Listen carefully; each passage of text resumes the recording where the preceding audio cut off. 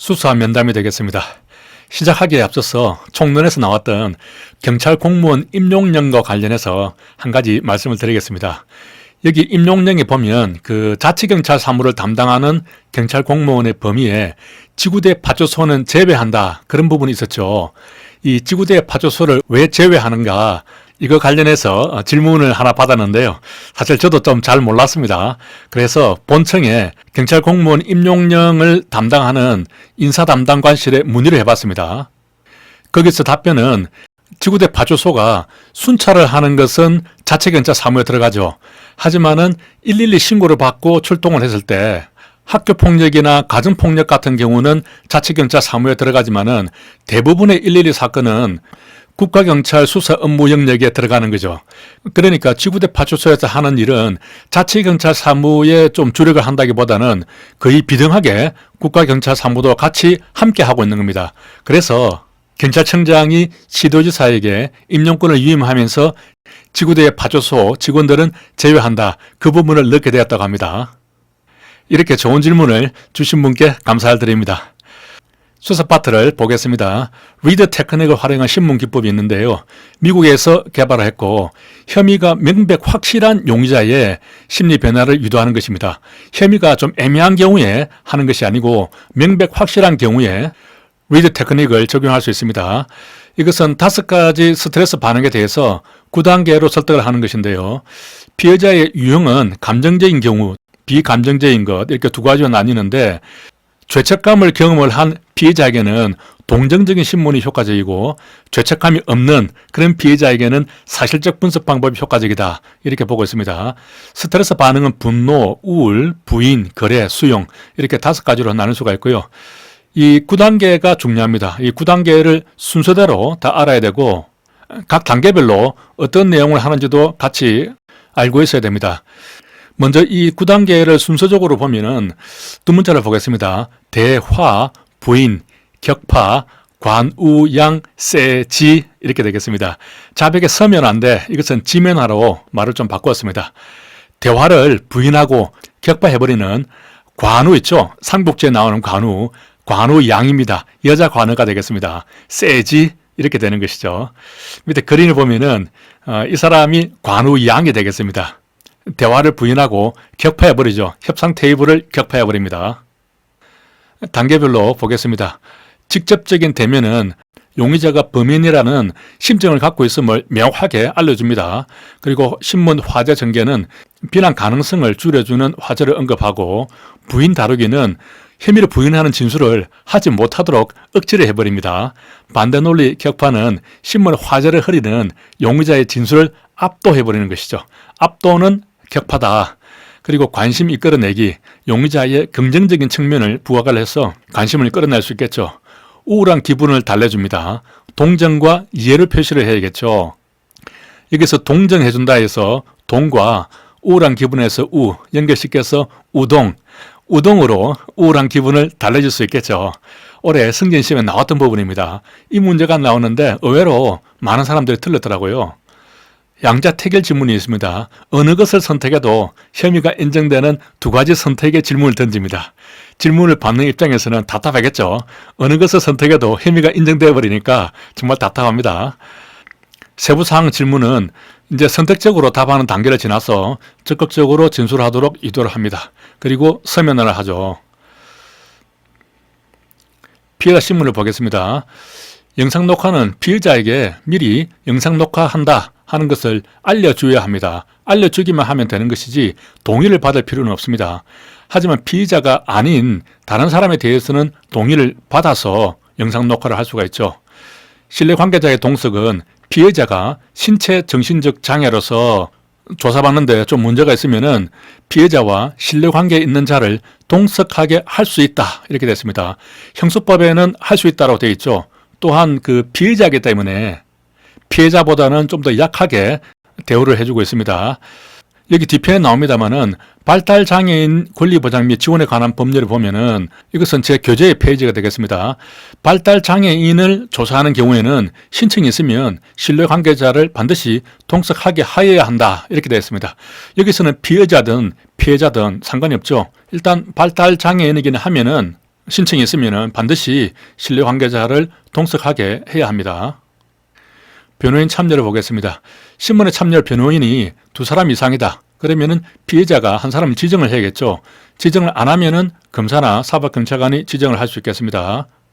변호인이 참여를 해서 증거를 인멸, 은닉, 조작할 위험이 있고 또 신문을 방해한다거나 수사 기밀을 누설하는 등 수사의 현저한 지장을 초래하는 경우에는 신문 중이라도 참여를 제한할 수 있습니다. 신문에 참여한 변호인은 검사나 사법경찰관의 승인을 얻어서 의견을 진술할 수 있습니다. 이때는 승인을 얻어서 의견을 진술해야 하는 것이죠.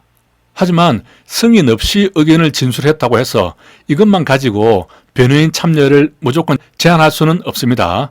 만약에 승인 없이 의견을 진술했는데 그것이 신문을 방해한다든지 이런 식으로 수사의 현저한 지장을 초래했다면은 그렇다면은 참여를 제한할 수 있겠죠. 하지만 단순히 승인 없이 의견을 진술했다 하는 이러한 이유만으로 변호인 참여를 제한할 수는 없다 하는 것이 되겠습니다. 조사 대상자의 인권 보장입니다. 오후 9시부터 오전 6시까지 사이에는 심야조사를 하는데 심야조사는 원칙적으로 금지되어 있습니다. 이미 작성된 조서의 열람을 위한 절차는 자정 이전까지는 할 수 있습니다. 그러니까 9시 이전까지 조사는 끝났고 9시 이후부터 열람을 합니다. 그런 경우에는 9시를 넘어가도 되고 그렇다고 하더라도 자정 전에 마쳐야 되는 것이죠. 찐한 것만 좀 보겠습니다. 대기시간, 휴식시간, 식사시간 등 모든 시간을 합산한 조사시간, 총조사시간이라고 하는데 12시간을 초과하지 않도록 해야 하고 실제 조사시간은 8시간을 초과할 수 없습니다. 그리고 조사를 마쳤다면 또 8시간이 지나기 전에는 다시 조사를 할 수가 없습니다. 자, 범죄 수사 규칙을 보겠습니다. 수사 관서 이외 장소에서 조사를 하려면 소속 관서장의 사전 승인을 득해야 합니다. 진술 거부권의 고지는 조사를 상당 시간 중단을 했다가 다시 한다든가 혹은 회차를 달리 한다든가 1회 신문조사, 그 다음에 2회 신문조사 이렇게 회차를 달리 할 수가 있죠. 그리고 담당 경찰관이 중간에 교체가 되었다. 이런 경우에는 진술 거부권 고지를 다시 해야 합니다. 조사가 진행 중인 동안에는 수갑이나 포승을 해제를 해야 하는 것이 원칙입니다. 다만 자살이나 자해, 도주 폭행 이런 우려가 있으면 예외적으로 할 수는 있겠죠. 수사서류 작성입니다. 범죄 수사 규칙에 있고요. 형사사법 업무와 관련된 문서를 작성하는 경우에는 형사사법 정보 시스템 킥스죠. 킥스를 이용해서 작성을 해야 되고 거기에 저장 보관해야 합니다. 김영란이는 수사 서류를 매 장마다 간연히 하는 것이 원칙이죠. 하지만 전자문서 출력물은 면수, 페이지수를 기재를 하면 되겠습니다. 그리고 진술자가 기명날인 또는 서명을 할 수 없거나 이를 거부한다. 그러면은 그러한 사유를 조서 말미에 적어둬야 합니다. 사법경찰관의 결정입니다. 수사 준칙에 있죠. 사법경찰관은 법원에 송치한다. 혹은 검찰 송치, 불송치, 수사 중지, 그리고 이송 이렇게 5가지를 결정을 할 수가 있습니다. 이송을 할 수 있는 경우는 1항 3호 나목 다목입니다. 죄가 안 됨, 공소권 없음 이러한 결정을 할 때 다음 각호에 해당하는 경우 기소가 되어서 사실심 계속적인 사건과 포괄일죄를 구성하는 관계에 있다. 이런 경우에는 송치를 하는 것이 아니고 이송을 하게 되겠습니다. 여기 1호를 제가 생략을 했었는데 다시 보충을 했습니다. 형법 제10조 제1항이 심신상실자에 대해서 처벌하지 않는다 하는 부분인데 이에 따라서 벌할 수 없는 경우 이 경우에도 이송을 하게 되겠습니다. 이렇게 이송할 수 있는 사유는 2가지가 있는 것이죠. 아래 내용을 보겠습니다. 불송치는 혐의 없음, 죄가 안 됨, 공소권 없음, 그리고 각하 이렇게 4가지가 있죠.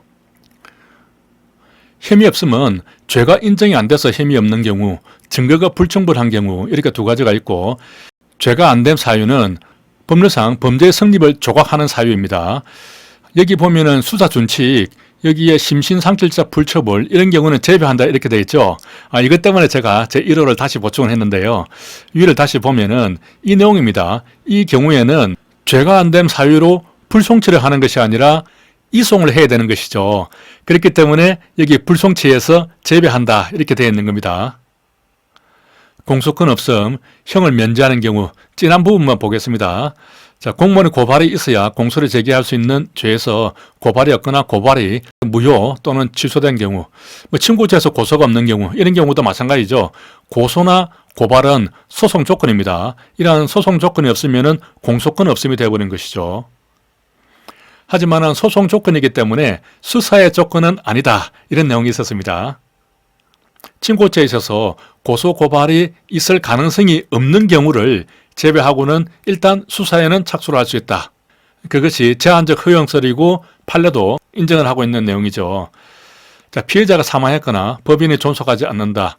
각하는 동일 사건에 대해서 사법경찰관의 불송치, 검사의 불기소가 있었던 사실을 발견한 경우에 새로운 증거 등이 없어서 다시 수사를 하더라도 동일하게 결정될 것이 명백하다고 판단되는 경우가 되겠습니다.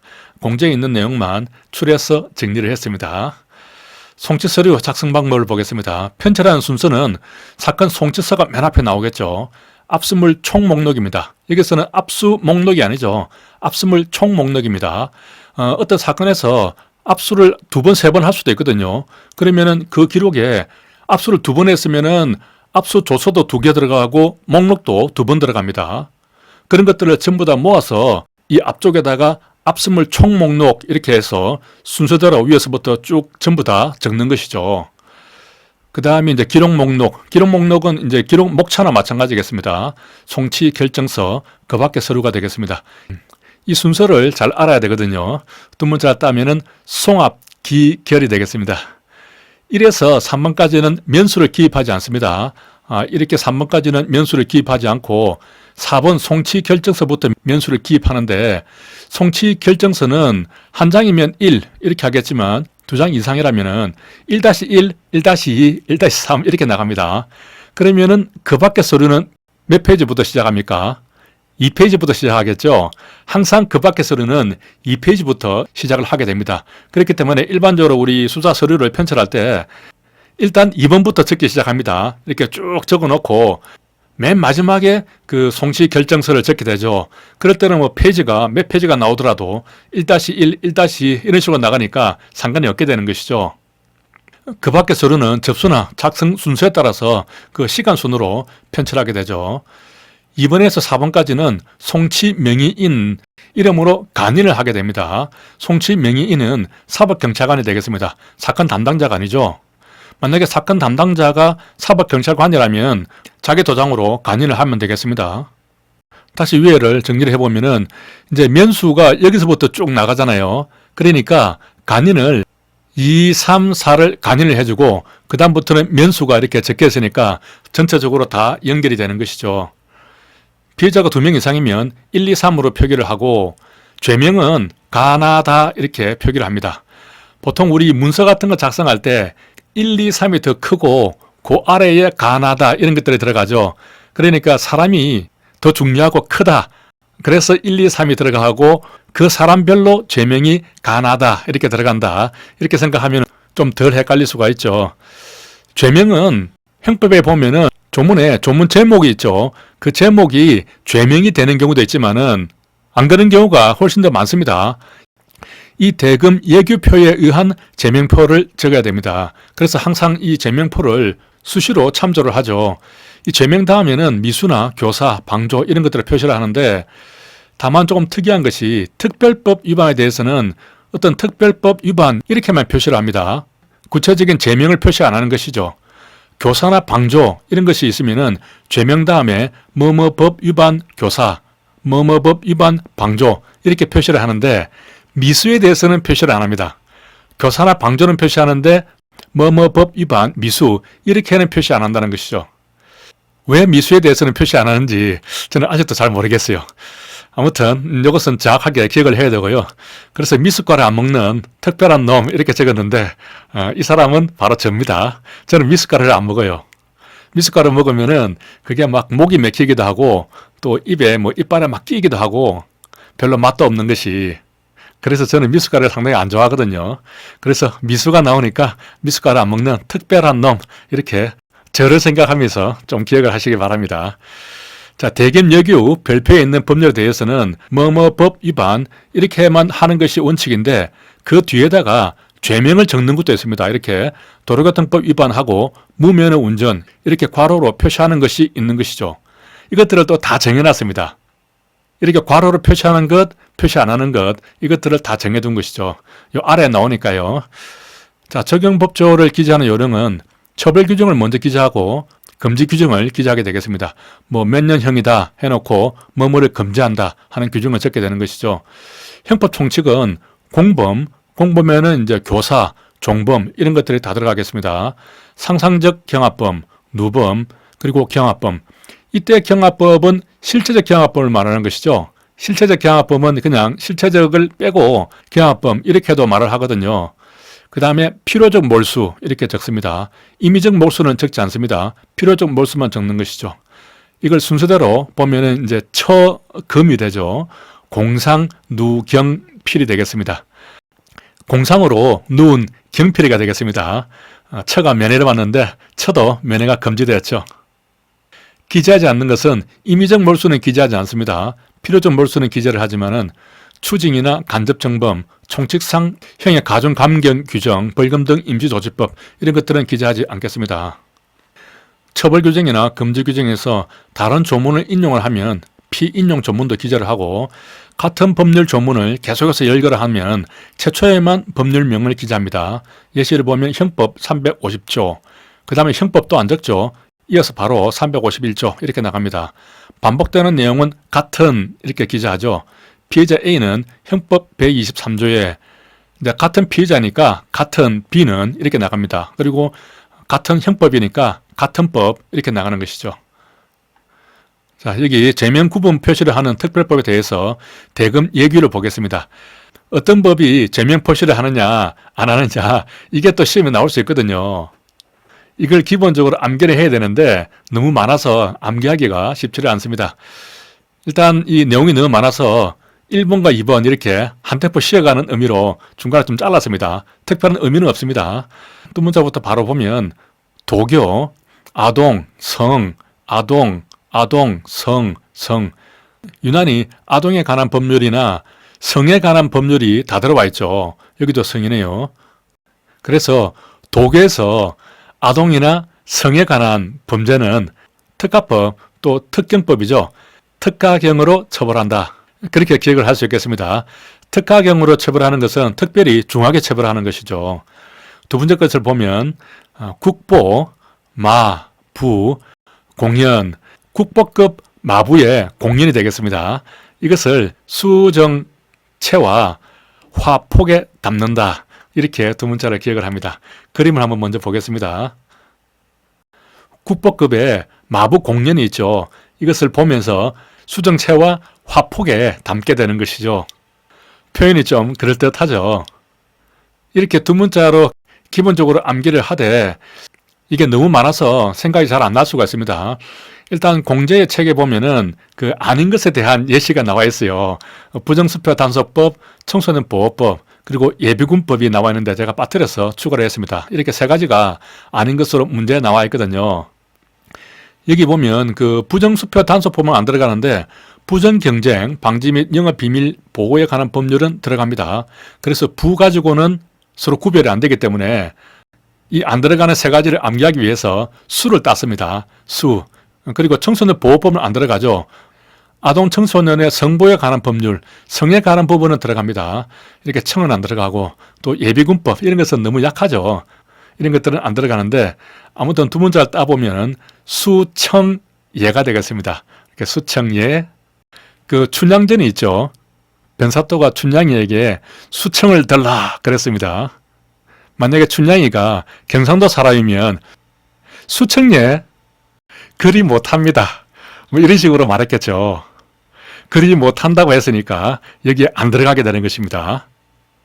억지로 이야기를 좀 만들었는데 그래도 급하면은 제가 한 이런 이야기가 기억이 납니다. 자, 다음을 보겠습니다. 가명조사 등 작성 방법, 특정 범죄 신고자 등 보호법에 있습니다. 신고자나 그 친족 등이 보복을 당할 우려가 있는 경우에 그럴 때는 이제 가명으로 작성을 할 수가 있는데 서명을 가명으로 합니다. 간인이나 날인을 해버리면 안 되겠죠. 도장을 찍어버리면 이름이 나오니까 손도장 무인으로 하게 되겠습니다. 이렇게 한다면은 신원관리 카드에다가 범죄 신고자 등의 본명과 가명, 서명을 기재를 하고 그리고 무인을 하게 합니다. 그리고 송치를 할 때는 수사 서류하고 별도로 보내야겠죠. 수사 서류에 첨부를 해서 함께 보내는 것이 아니라 별도로 신원관리 카드를 봉인을 해서 그렇게 제출을 하게 되겠습니다. 장애인 등 수사를 보겠습니다. 발달장애인 권리보장 및 지원에 관한 법률에 의해서 발달장애인을 조사하는 경우에는 신뢰 관계자를 반드시 동석하게 하여야 한다. 이렇게 되어 있습니다. 아까 위에서 형소법에는 피해자가 신체 정신적 장애인인 경우에는 신뢰 관계자를 동석하게 할 수 있다. 이렇게 규정이 되어 있었죠. 하지만 이 발달장애인에 관한 특별한 법률에서는 반드시 동석하게 하여야 한다. 이렇게 규정이 되어 있고 경찰청장은 전담 사법경찰관을 지정을 해서 이들로 하여금 조사하게 해야겠죠. 그리고 발달장애인 관련한 신고를 접수를 하게 되면 그 센터의 장이나 수사기관의 장은 서로 현장에 동행하여 줄 것을 요청할 수 있다. 이렇게 됐습니다. 직원이 요청하는 것이 아니고 장의 이름으로 공문을 보내야겠죠. 장의 이름으로 서로 간에 요청을 하게 되겠습니다. 이때 누구든지 현장 조사를 거부하는 등 방해를 하게 되면 300만 원 이하의 과태료를 부과하게 되겠습니다. 방금 이런 조항하고 비슷한 게 있었습니다. 아동학대 방지법에 보면은 현장 출동할 때는 수사기관의 장하고 지자체장은 상호 동행 요청을 할 수 있다. 이렇게 됐었죠. 이때도 장이 나옵니다. 수사기관의 장은 경찰서 같으면 경찰서장이겠죠. 수사부서의 장이 아닙니다. 이것도 착각하기 쉽게 되어 있습니다. 여기서 정신적 장애라고 하면은 발달장애 또는 정신질환으로 발생하는 장애를 말합니다. 이 장애인 복지법에 나와 있죠. 그러면 발달장애는 어떤 사람이냐? 자폐성 장애인 또는 지적 장애인이 되겠습니다. 자 또는 지가 발달이 안 된 사람이죠. 일반적으로 정신장애인 이렇게 하면 정신에 장애 있다고 하면은 정신질환자를 말하는데 정신적 장애가 있다. 이러면은 발달장애까지 포함이 되는 겁니다. 정신질환이 있는 게 아니라 자폐성이나 지적 장애인까지 포함이 되는 것이죠. 성폭력 범죄 처벌법에 보면은 수사기관은 장애인에 대한 강간이나 강제추행 사건 조사할 때 신뢰관계 있는 사람을 동석하게 하여야 한다. 이때도 동석하게 하여야 하죠. 피해자에 대해서는 동석하게 하여야 한다. 이렇게 되어 있습니다. 피해자가 신체 정신적이죠. 여기 적을 빠뜨렸더라고요. 신체 정신적 장애로 애로가 있으면은 전문가 의견을 반드시 조회해야 하고 영상 촬영을 보존해야 합니다. 다만 진술 조력인은 보조하게 할 수 있다. 진술 조력인에 대해서만 선택적으로 할 수 있다. 이렇게 규정이 되어 있습니다. 이 부분은 뒤에 또 나옵니다. 자세하게 또 볼 수 있겠습니다. 자, 피해자 유치 및 호송 규칙을 보겠습니다. 이게 얼마 전에 또 개정이 됐죠. 그래서 제가 공제에서 정오가 나오기를 기다리고 있는데 아직까지 정오가 안 나왔네요. 우선 제 교재에 나오는 것들은 정오를 했는데 나중에 공제 실무종합에서 정오가 나오면은 그것하고 합산해서 한꺼번에 정오는 공지를 하도록 하겠습니다. 일단은 강의를 통해서 정오를 임시적으로 해주시면 되겠습니다. 자, 유치인 보호 관리 책임자에 유치인 보호 주무자가 있고 유치인 보호관이 있죠. 이거 두 개가 잘 헷갈립니다. 주무자 이러니까 실무자 같은 느낌이 들죠. 그리고 유치인 보호관 이러면은 이 사람이 과장 같습니다. 그런데 보호관이 담당자고 주무자가 과장입니다. 그래서 이게 잘 헷갈리기 때문에 주무를 주무시는 자 이렇게 생각을 하면은 보통 과장들이 꾸벅꾸벅 조는 경우가 많습니다. 주무시는 자는 과장이다. 밑에 직원들은 함부로 꾸벅꾸벅 졸기가 어렵겠죠. 아래에 보면 호송 주무관 이렇게 나옵니다. 여기서는 주무란 말이 들어가면서 또 관 이렇게 나오죠. 이 경우도 과장입니다. 그래서 주무가 들어가니까 주무시는 관은 과장이다. 이렇게 생각을 하고 호송관은 담당자고 지휘감독관이 있습니다. 이 지휘감독관이라는 말을 과장으로 착각을 하면 안 됩니다. 이 경우는 호송관이 5명 이상일 때 그 호송관들을 지휘감독하는 사람이 되겠습니다. 이 말들이 다 비슷비슷하기 때문에 되게 헷갈리거든요. 자, 유치할 때는 동시에 3명 이상 입감을 할 때입니다. 2명이 아닙니다. 3명 이상 입감을 할 때는 경위 이상이 입회를 해서 순차적으로 입감을 해야 되는데 출감할 때는 말이 없습니다. 출감할 때는 그냥 석방되는 거니까 경위 이상이 입회한다든지 뭐 순차적으로 한다든지 그런 말은 없습니다. 신체 검사는 외표, 간이, 정밀 이렇게 3가지가 있죠. 외표 검사는 좀 재질이 경미한 경우인데 손으로 가볍게 두드려서 검사하는 겁니다. 그리고 간이 검사는 속옷은 벗지 않고 신체 검사의를 착용한 상태인데 유치인의 의사에 따른다라고 되어 있으니까 자기선 속옷만 입고 검사를 받겠다고 하면은 그렇게 할 수도 있는 것이죠. 정밀 검사는 속옷까지 다 벗고 신체 검사의를 입은 상태에서 정밀하게 검사하는 것이 되겠습니다. 앉았다가 일어서고 그런 행동을 좀 반복을 하죠. 자, 호송을 보겠습니다. 호송의 종류에는 이감, 왕복, 집단, 비상호송이 있습니다. 이 네 가지 종류가 있다는 것 자체를 알아야 됩니다. 내용은 아주 간단합니다. 이감은 다른 곳으로 이동하는 것이죠. 왕복은 갔다가 다시 돌아오는 것이고, 집단은 한 번에 다수죠. 비상은 이런 비상사태에서 다른 곳으로 호송하는 것이 되겠습니다. 이렇게 쉬운 듯한데 예를 들면은 전지사변, 비상사태 등에서 다른 곳으로 호송하는 것을 이감호송이라고 한다. 이렇게 지문이 나오면은 이 종류가 네 가지 있다는 것을 알지를 못하면은 만날만 같이 느껴지거든요. 그렇기 때문에 시험에서도 계속 이렇게 나왔어요. 이런 것들은 모의고사를 통해서 본인이 암기하고 있는 것이 정확한지 테스트를 좀 해봐야 됩니다. 자, 여기 보면은 이번에 정오가 됐죠. 지휘감독관은 예전에는 이렇게 좀 복잡하게 규정이 되어 있었는데 호송관이 5명 이상일 때 경위 이상으로 한 사람을 지정을 한다. 이렇게 간단하게 규정이 되었습니다. 이 경우는 피호송자가 5명 이상일 때가 아니죠. 호송관이 5명 이상일 때 이 호송관을 지휘하는 지휘감독관을 한 사람 더 지정을 한다. 그런 의미가 되겠습니다. 그리고 또 이 부분이 수정이 됐는데 포박이 이제 수갑 등 사용 제목에 이렇게 바뀌었죠. 호송 주무관의 지휘에 따라 주무시는 관은 과장입니다. 신체 검색하고 난 다음에 포박을 하죠. 말장난인데 출발하기 전에 신체 검색한다. 이러면 틀린 말이 되겠습니다. 출발하기 전에 하는 것이 아니라 포박하기 전에 신체 검색을 하는 겁니다. 출발하기 전이면 포박이 다 끝난 상태죠. 그렇기 때문에 그때 신체 검색을 하는 것은 아니다 하는 의미가 되겠습니다. 자, 이 내용이 이렇게 수정이 됐는데 호송관은 호송 주무관의 허가를 받아서 필요한 한도에서 호송 대상자에 대해서 수갑 또는 수갑 포승을 사용할 수 있다. 이렇게 규정이 되어 있습니다. 우선 호송 주무관의 허가를 받아야 되고요. 그리고 필요한 한도 내에서만 하면 됩니다. 필요 최소 한도에서 한다는 것이죠. 그리고 대상자에 대해서 수갑만 채울 수도 있고 혹은 수갑 포승을 함께 채울 수도 있는 겁니다. 그리고 반드시 해야 되는 것도 아니고 할 수 있다. 이렇게 되어 있는 것이죠. 상당히 융통성을 많이 줬습니다. 과거의 규정은 수갑을 채우고 포박하여야 한다. 이렇게 되어 있죠. 그러면 호송할 때는 무조건 하고 수갑도 채우고 포박도 해야 되는 것이죠. 하지만 이제는 필요한 한도에서 수갑만 채울 수도 있고 수갑 포승을 채울 수도 있습니다. 그리고 할 수 있다고 되어 있으니까 아예 아무것도 안 채울 수도 있는 것이죠. 이렇게 세 가지 선택지가 있게 된 겁니다. 여기는 안 나옵니다만은 그 구속 전 피해자 신문할 때, 그러니까 실질 심사할 때 그 피해자가 임의로 출석한 경우에는 수갑을 채우지 않는 것이 원칙이다. 그런 식으로 이번에 새로 신설된 부분이 있습니다.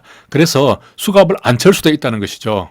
그리고 또 수갑을 안 채우는 사람들이 전에는 이렇게 쭉 규정이 되어 있었는데 여기 미성년자가 하나 더 추가되었습니다. 읽어보면 이제 구례 선고 받은 사람, 또 감치 명령 받은 사람. 감치 명령이라는 것은 그 민사소송법 위반이라든가 혹은 그 법정 소란 이런 경우에 판사가 감치 명령을 내릴 수가 있거든요. 그런 경우는 한 며칠 동안 그 경찰서 유치장에 감치될 수 있습니다.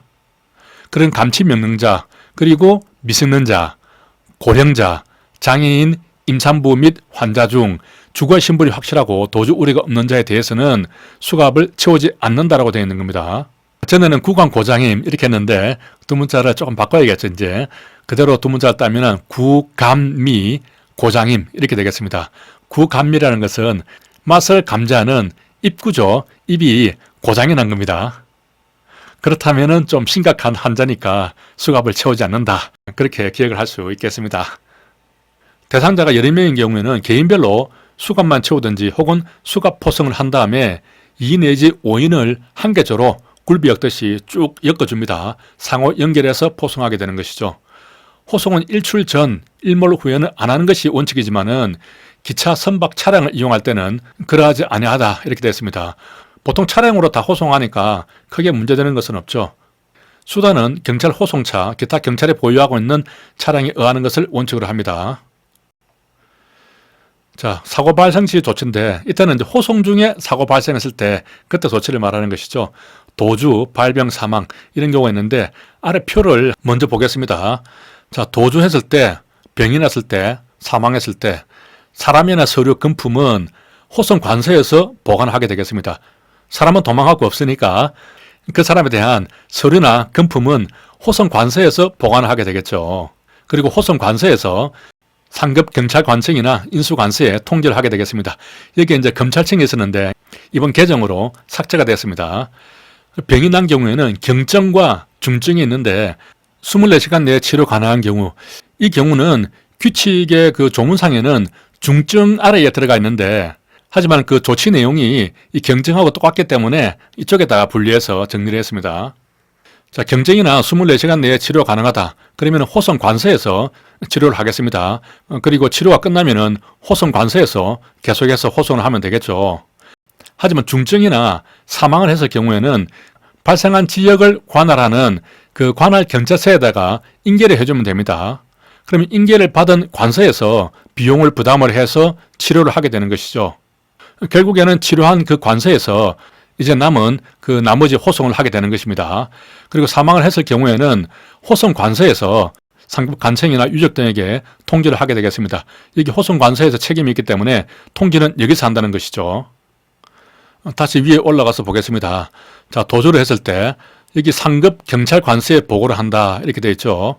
인수 관서에 통지를 해주고 도주 피의자 수사에 착수하며 사고 발생지 경찰서장에게 수사를 의뢰해야 한다 이렇게 되어 있습니다. 그리고 중증으로 치료를 한 경우에 그 대상자를 인수한 경찰 관서에서 질병을 치료한 다음에 그 상태는 호송 관서와 인수 관서에다가 동시에 통지를 해주는데 질병이 다 나았다. 그러면은 호송 관서에만 통지를 하고 그 치료한 관서에서 호송을 하면 되겠습니다. 공제의 책에 보면은 그 틀린 지문으로 인수 관서에 통지하고 이 부분이 들어가 있거든요. 그러면 인수 관서에 통지하면 안 되는가요? 그 통지 좀 해주면 어땠어? 아무튼 규칙에는 호송 관서에만 통지를 하도록 되어 있습니다.